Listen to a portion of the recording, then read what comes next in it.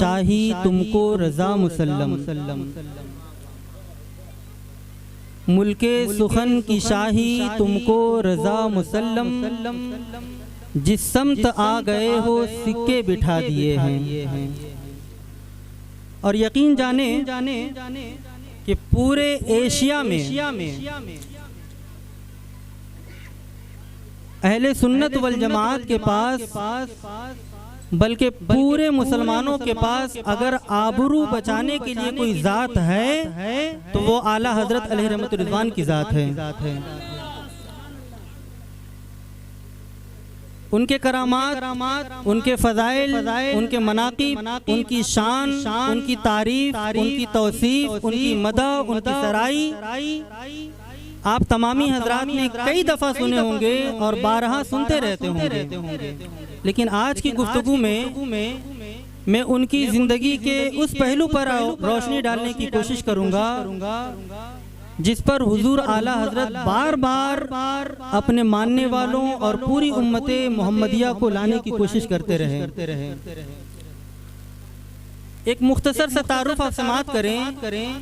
हम और आप सिर्फ आला हजरत और इमाम अहमद रज़ा खान अलैहि रहमत व रिज़वान का नाम सुने हैं और ज़्यादा से ज़्यादा उनके मनाक़िब सुने होंगे, लेकिन बहुत कम ऐसा होता है कि हम आला हजरत की ज़िंदगी को झांकने की कोशिश करें। बहुत कम ऐसा होता है कि हम आला हजरत अलैहि रहमत रिज़वान की ज़िंदगी को पढ़ने और फिर उनकी ज़िंदगी के नुमाया पहलुओं को अपनी ज़िंदगी में शामिल करने की कोशिश करते हो। ऐसा बहुत कम होता है। मुख्तसर से अल्फाज में अगर आला हजरत अलैहि रहमत व रिज़वान की तारीफ करें आप तो आला हजरत एक ऐसी हस्ती का नाम है जिनका अव्वल भी इल्म है और आखिर भी इल्म है, जिन्होंने पूरी जिंदगी अपने आप को वक्फ कर दिया है इल्म के लिए और तरवीज इल्म और इशाते इल्म के लिए। यही वजह है कि 4 साल की मुख्तसर सी उम्र में आपने कुरान मजीद को नाजरा मुकम्मल किया और फिर वहाँ से जो कारवाने इल्म आपका बढ़ता है तो सिर्फ 10 साल यूँ कह ले कि 9 साल 10 महीने कुछ दिन में आप मुकम्मल बाज़ाब्ता आलिम और फाजिल हो जाते हैं। और सिर्फ आलिम और फाजिल नहीं हो जाते हैं बल्कि एक लफ्ज़ और बढ़ा ले मुफ्ती भी हो जाते हैं। 14 साल की उम्र में उलमा बताते हैं कि आपने पहला फतवा लिखा और लिख करके अपने वालिदे बुजुर्गवार के हाथों में दिया और कहा कि अब्बा इसे पढ़ लें, अगर कुछ करेक्शन की जरूरत हो तो बताएं और अगर करेक्शन की जरूरत नहीं है तो जैसा आप कहें। वालिदे बुजुर्गवार ने जब उस फतवा को देखा तो 2 जहत से खुशी हुई। एक जहत तो ये थी कि बेटा इल्म के इस मकाम को पहुंच गया और दूसरी इस बात की खुशी हुई कि उम्मत को एक इमाम मिल गया। उम्मत को एक इमाम मिल गया। हमारे और आपके बच्चे होते हैं 14 साल की उम्र में, आप खुद अंदाजा लगा लें कि कितना बड़ा ग्राफ होता है उसका। हम अपने बच्चों को देखें कि 14 साल की उम्र में बच्चा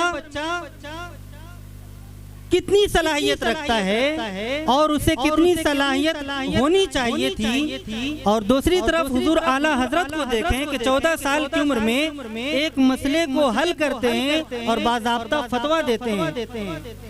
आप और हम लोगों ने भी ये सुना था, बचपन से सुनते चले आ रहे थे कि 14 साल की उम्र में फतवा दिए। वो फतवा क्या था उसको भी समाअत करें, वो फतवा समाअत करें।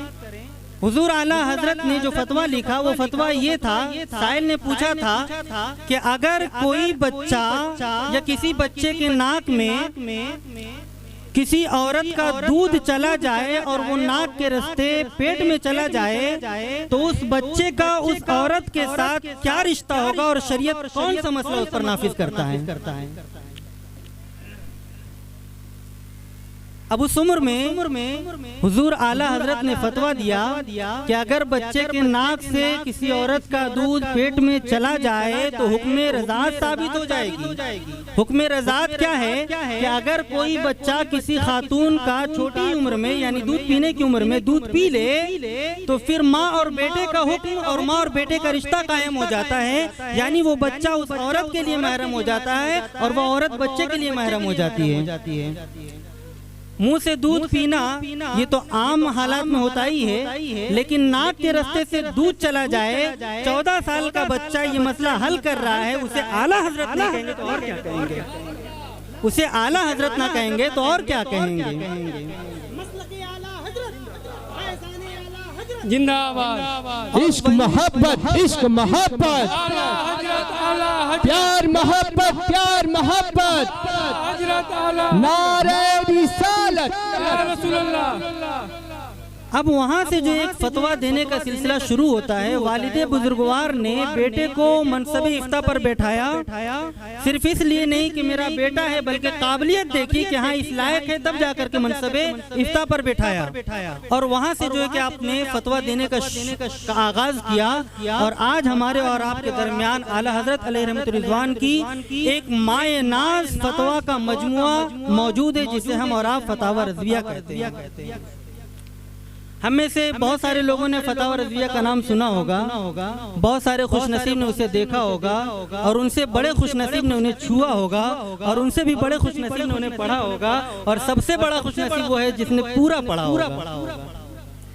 हम में से हर एक को कोशिश ये करनी चाहिए कि हम आला हजरत के इल्म को पढ़ें, उन्हें समझें और उनके जो नुमाया पहलू थे, जिन पहलुओं ने आला हजरत को वाकई आला हजरत बना दिया, उन पहलुओं को पढ़ करके अपनी जिंदगी और अपने मुआशरे और अपने समाज में दाखिल करने की कोशिश करें। आप में से कई लोगों ने सुना होगा कि आला हजरत अजीम साइंसदान थे, आला हजरत अजीम रियाज़ीदां थे।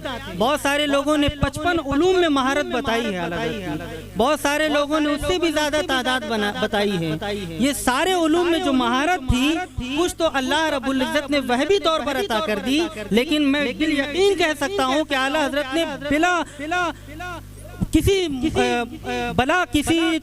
तहवील के मैं ये बात कहना चाहूँगा कि आला हजरत ने बहुत ज़्यादा मुशक्क़त की थी, बहुत मुशक्क़त की थी और इस कदर मुताला किया था, कि इल्मे रियाजी हो या इल्मे फ़लसफ़ा हो, इल्मे रमल हो या इल्मे जफ़र हो, तरह तरह के उलूम पर आपने महारत हासिल की थी। अगर हम और आप आला हजरत के नाम लेवा हैं तो हमें भी चाहिए कि हम इल्म की दुनिया में कदम रखें और बहुत ज़्यादा इल्म हासिल करें।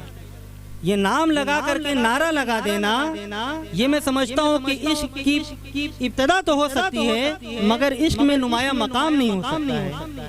नुमाया मकाम ये है कि हम आला हजरत अलैहि रहमतुर रिज़वान के उलूम को पढ़ें और सारे आलम में इसे नाफिज कर दें, सारे आलम में इसे फैला दें। लेकिन बड़े अफसोस के साथ ये कहना पड़ता है कि हमारे मुआशरे बल्कि मुस्लिम मुआशरे में जितने इल्म के नाम पर यतीमी है, उतना और किसी समाज और मुआशरे में नहीं है। इल्म के मुताल्लिक आप जितनी बातें करें वो कम है, लेकिन हुजूर आला हजरत ने करके दिखा दिया कि इल्म ऐसा भी हो सकता है कि एक आलिम हो करके किसी प्रोफेसर और किसी यूनिवर्सिटी के वाइस चांसलर के मसाइल की गुत्थियां भी सुलझा सकता है। मैं यहाँ पर बहुत सारी बातें